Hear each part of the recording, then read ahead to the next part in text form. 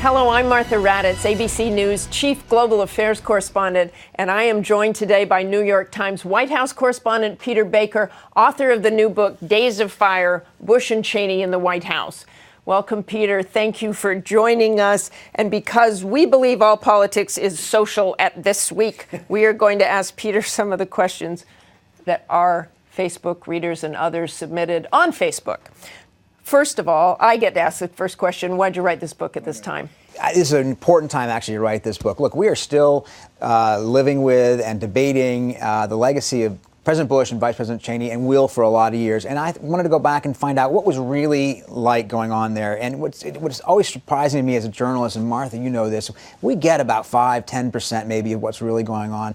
Have a chance to go back 5 years later, you discover it isn't everything you thought it was. And one of the most important things about this was how different the relationship and partnership between President Bush and Vice President Cheney really was compared to the mythology that was created out there. The first question comes from R.L. Estrella, who asks, was Dick Cheney really calling the shots? I think we try to burst that overly cartoonish version of their relationship. Did Dick Cheney call the shots? No. Was he very influential? Yes, particularly in the beginning. He had a rather dominant force in the White House, but he wasn't the dominant force. Even in the beginning, it was George W. Bush's White House.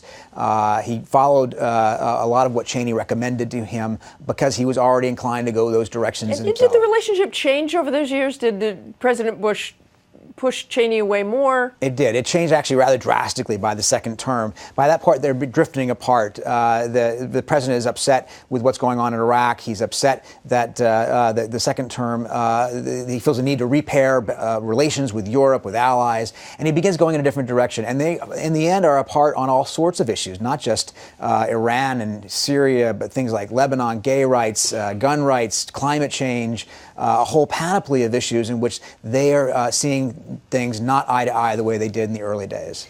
Bernie Loradich asks, what is the worst falsehood about the Bush-Cheney relationship that was promulgated by the mainstream media? Well, I do think that we oversimplified it. I think we took what was a fair thing to say, which is to say that Dick Cheney is unlike any vice president before him in his stature, gravitas, and influence in that White House in the early years in particular. And then we magnify that to be, he's the puppet master.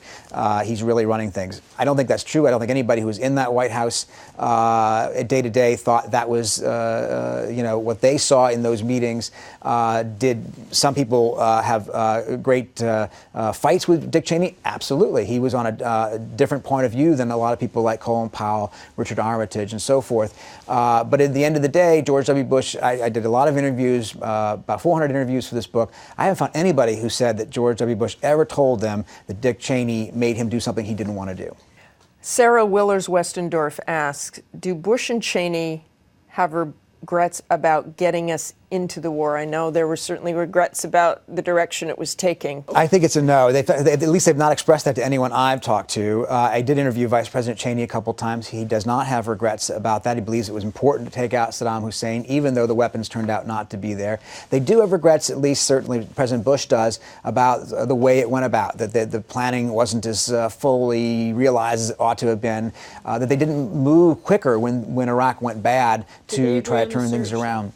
They did agree on the surge, but Vice President Cheney was not a major player in the surge initially because his best friend, his very good friend, Donald Rumsfeld, was still at the Pentagon, who was responsible for the old strategy, did not agree with the surge at first. And I think Cheney, until he didn't want to get rid of Rumsfeld. He didn't want to get rid of Rumsfeld, and it was only after Rumsfeld resigns at the end of 2006 elections does Cheney begin to become more of an advocate for a surge. Okay, Peter, this is what we call the lightning round.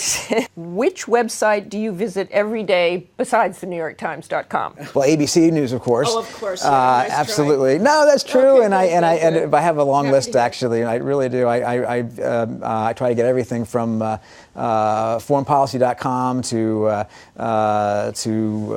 Huffington Post, Daily Caller, the whole gamut of things, because that's the great thing about the web. Most difficult part of covering the White House. I'll keep my mouth shut here. I think the hard part about covering the White House is trying to actually find out what really goes on there. It's a really closed place, even at the best of times, and there are very few people who are available to you to be sources that you'd like to know more about. One piece of advice for young journalists. Don't take no for an answer. That was the advice I was given by my high school journalism teacher, 25, 30 years ago, and I think it's been good advice. It's great advice. Thank you for joining us, Peter Baker. And thank you to everyone who submitted their questions. You can read an excerpt of Peter's book at our website, and be sure to follow This Week on Twitter at ThisWeekABC, and like us on Facebook at facebook.com/thisweek. Have a great day.